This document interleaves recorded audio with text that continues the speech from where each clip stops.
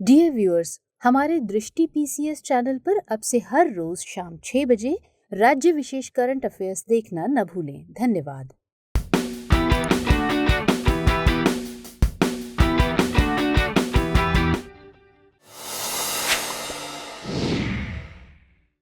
दृष्टि आईएएस के audio article programme में आपका स्वागत है। आज का हमारा आर्टिकल द्वितीय प्रशासनिक सुधार आयोग की रिपोर्ट के 11वें अध्याय ई गवर्नेंस को बढ़ावा देना पर आधारित है। आज इस आर्टिकल के माध्यम से हम भारत में ई गवर्नेंस के विस्तार के बारे में चर्चा करेंगे। ये ऑडियो आर्टिकल सिविल सेवा मुख्य परीक्षा के लिहाज से महत्वपूर्ण साबित हो सकता है। इसमें टीम दृष्टि के इनपुट्स भी शामिल हैं। ये ऑडियो आर्टिकल जीएस पेपर 2 के शासन व्यवस्था खंड से जुड़ा है। तो आइए लेख की शुरुआत करते हैं, जिसका विषय है भारत में ई गवर्नेंस। हमारे वीडियो अंग्रेजी में देखने के लिए फॉलो करें हमारा ही दूसरा यूट्यूब चैनल दृष्टि आईएएस इंग्लिश। विश्व का सबसे बड़ा लोकतांत्रिक देश भारत अब दुनिया में प्रौद्योगिकी के उपयोग को लेकर बेहतर छवि बनाने की ओर बढ़ रहा है। दुनिया के सबसे बड़े लोकतांत्रिक देश के नाते ही अब भारत की यह जिम्मेदारी है कि वह सूचना और संचार प्रौद्योगिकी का सही ढंग से प्रयोग कर अपने नागरिकों के जीवन को बेहतर बनाए। यहाँ बेहतर बनाने का मतलब है जीवन को गुणवत्तापूर्ण बनाना, जहाँ नागरिकों की दिनचर्या आसान हो। किसी भी काम के लिए उन्हें सरकारी कार्यालय के कई चक्कर न काटने पड़े। बीते वर्षों में सूचना प्रौद्योगिकी को शासन के गुणवत्तापूर्ण सुधारों और लागत में कमी के लिए अहम माना जा रहा है।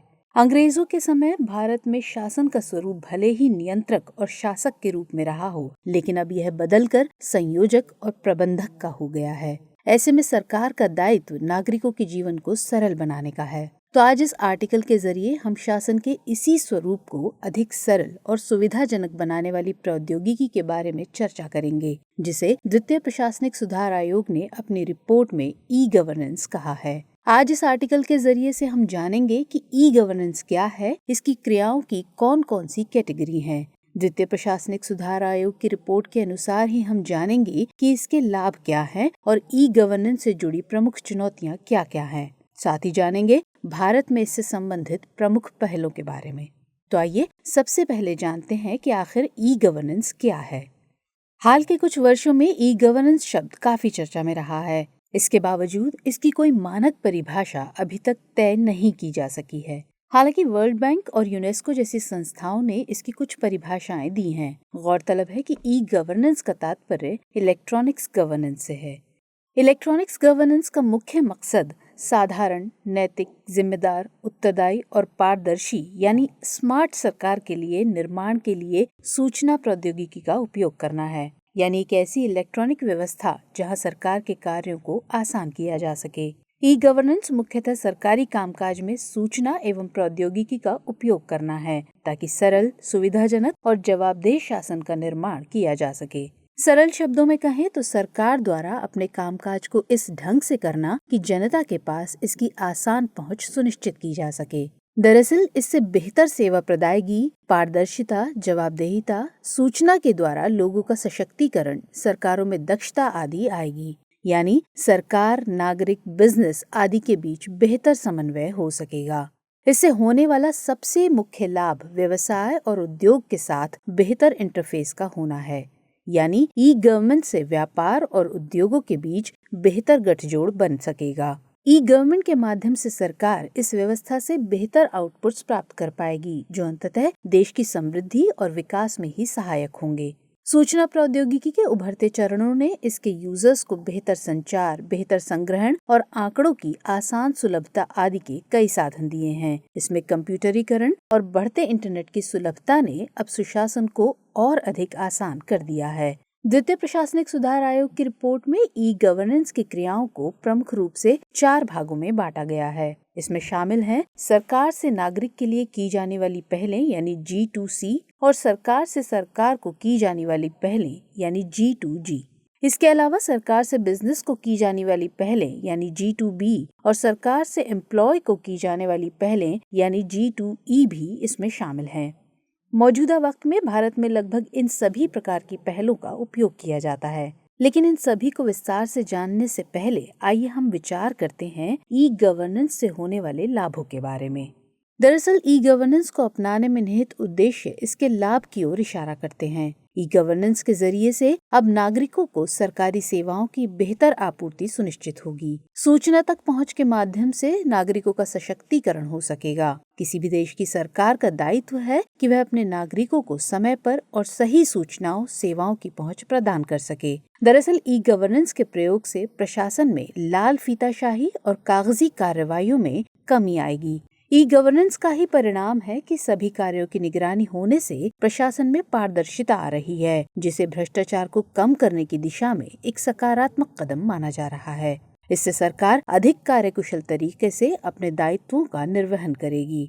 ई गवर्नेंस सही मायनों में भारत में निरंतर हो रहे भ्रष्टाचार और घोटालों पर एक लगाम के रूप में है। इससे सुशासन के सभी स्तरों में बेहतर नियोजन एवं समन्वय और इस प्रक्रिया में व्यापक नागरिक भागीदारी सुनिश्चित हो पाती है। ई गवर्नेंस नागरिकों की भलाई के लिए एक बेहतर कदम साबित हो रहा है। ई गवर्नेंस के जरिए लोक अधिकारी और नागरिक समाज के बीच संबंधों में सुधार देखा जा रहा है। भारत जैसे देश में जहां नागरिकों में जागरूकता की भारी कमी देखी जाती थी, वहीं आज ई गवर्नेंस के जरिए लोक प्राधिकारियों और नागरिकों के संबंधों में सुधार हो रहा है।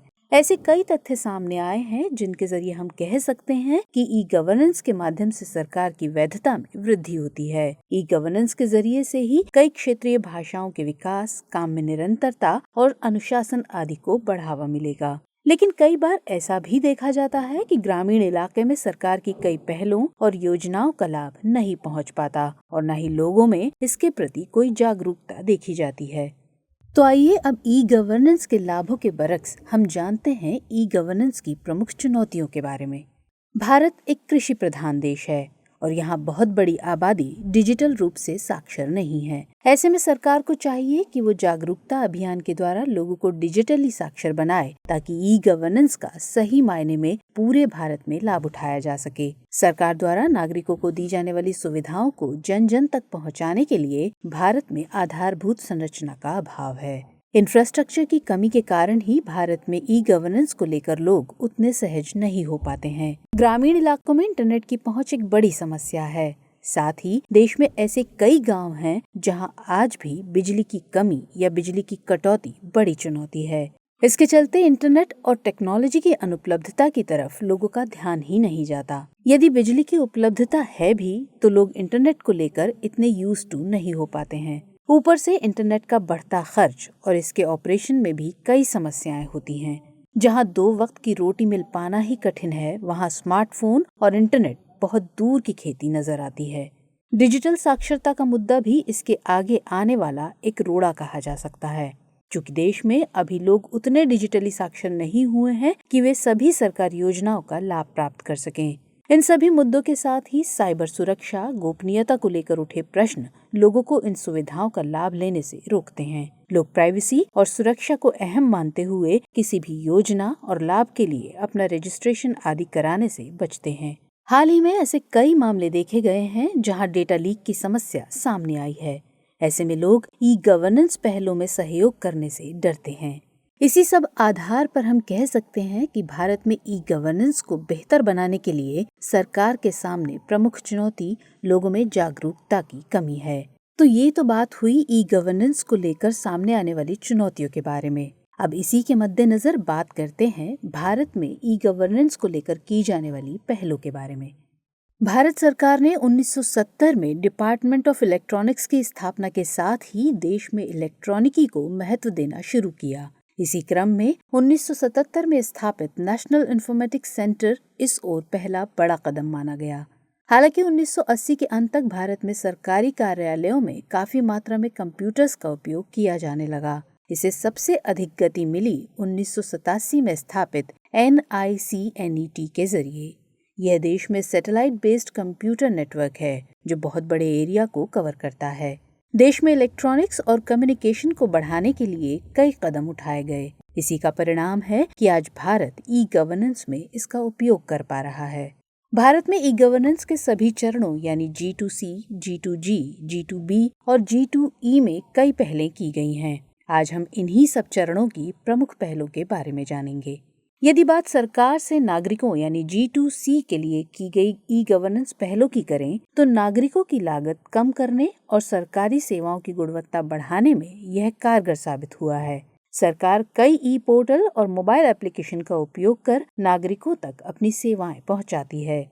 इसी क्रम में भूमि अभिलेखों का कंप्यूटरीकरण करना आदि शामिल है। ई गवर्नेंस के द्वारा राज्य लोक शिकायत निराकरण, सरकारी योजनाओं की सूचना, सरकारी डॉक्यूमेंट की ऑनलाइन उपलब्धता के लिए कई कार्यक्रम चलाए जा रहे हैं। ऐसी ही कुछ पहलों के नाम हैं कर्नाटक में भूमि परियोजना, मध्य प्रदेश में ज्ञान दूत, उत्तर प्रदेश में लोकवाणी परियोजना, केरल में फ्रेंड्स, राजस्थान में ई मित्र परियोजना, आंध्र प्रदेश में ई सेवा परियोजनाएं आदि। शिक्षा के क्षेत्र में यह क्रांतिकारी कदम तब उठाया गया जब प्रवेश परीक्षाओं के लिए कॉमन एंट्रेंस टेस्ट की पहल की गई। प्रवेश परीक्षा को उद्देश्यपरक और पारदर्शी बनाने के लिए इंफॉर्मेशन और टेक्नोलॉजी का सहारा लिया गया। इसके साथ ही नागरिकों तक न्यायिक सेवाओं की बेहतर पहुंच के लिए ई कोर्ट, जन्म मृत्यु प्रमाण पत्र, आय और जाति प्रमाण पत्र आदि की जिला स्तर पर बेहतर पहुंच के लिए ई डिस्ट्रिक्ट जैसी पहलें बेहद अहम कदम हैं। भारत सरकार का digital India programme e governance का सबसे शानदार उदाहरण माना जा रहा है, जिसमें my government, digi locker, e hospital, national scholarship portal, Darpan, Pragati जैसी ऑनलाइन सेवाएं शामिल हैं। कोरोना महामारी के इस दौर में उपयोगी भारत सरकार की प्रमुख ई एजुकेशन पहलें पीएम दिशा और स्वयं ने इस ओर इशारा किया है कि आईटी बदलते विश्व की जरूरत बन गया है। आइए अब जानते हैं ई गवर्नेंस के तहत सरकार से बिजनेस यानी G2B के लिए की जाने वाली पहलों के बारे में। G2B पहल लाइसेंसिंग, प्रोक्योरमेंट, परमिट और रेवेन्यू कलेक्शन जैसी सेवाओं में मदद करता है। ई-बिज उद्योग मंत्रालय और इन्फोसिस के सहयोग से बना भारत का पहला G2B पोर्टल है। हालांकि वर्तमान में broadcast Seva portal, DEEP portal, e counselling, e filing tax report जैसी कई G2B पहलें काम कर रही हैं। गौरतलब है कि इसी श्रेणी में MSME समाधान, श्रम सुविधा पोर्टल आदि काफी चर्चा में रहे हैं। ई प्रोक्योरमेंट प्रोजेक्ट्स इसके उदाहरण हैं। अगला है ई गवर्नेंस के तहत की जाने वाली सरकार से सरकार यानी G2G की पहलें। इसका मुख्य लक्ष्य विभिन्न सरकारों के बीच संपर्क को मजबूत बनाना है। यह सरकार के विभिन्न विभागों या सरकारी एजेंसियों के बीच होता है। इसमें विभिन्न राज्य सरकारें और केंद्र सरकार भी शामिल होती है। इसका प्राथमिक उद्देश्य एफिशिएंसी, परफॉर्मेंस और आउटपुट्स को बढ़ाना है। आंध्र प्रदेश का स्मार्ट गवर्नमेंट, कर्नाटक का खजाने प्रोजेक्ट इसके प्रमुख उदाहरण हैं। अब अगला है सरकार से एम्प्लॉय यानी G2E के लिए की जाने वाली पहलें। सही मायनों में सरकार सबसे बड़ी नियोक्ता है, जिसे अपने कर्मचारियों के साथ नियमित तालमेल बैठाने की जरूरत है। सरकार इंफॉर्मेशन टेक्नोलॉजी की मदद से एम्प्लॉय के साथ तेज और एफिशिएंट इंटरैक्शन कर पाती है। ई गवर्नेंस पर आयोग की इस रिपोर्ट ने ई गवर्नेंस में सुधार के विभिन्न पक्षों पर विचार किया है। आयोग ने कहा कि ई गवर्नेंस की किसी भी पहल में सुधार का मुख्य बिंदु गवर्नेंस में सुधार होना चाहिए। इसके लिए ICT का उपयोग किया जाना चाहिए। ई गवर्नेंस की सभी पहलों के माध्यम से बड़ी मात्रा में सफलता मिली है। आयोग ने कहा कि अब सभी ई गवर्नेंस पहलों को ICT के जरिए से देश की विभिन्नता और इसके संदर्भों के साथ साथ पर्यावरण के लिहाज से तैयार करना होगा। द्वितीय प्रशासनिक सुधार आयोग की रिपोर्ट में कहा गया है कि अंत में ई गवर्नेंस कितना सफल है, ये इस बात पर निर्भर करता है कि ICT के जरिए सरकार और उसके द्वारा प्रदान की जाने वाली सेवाएं नागरिकों तक पहुंची हैं या नहीं।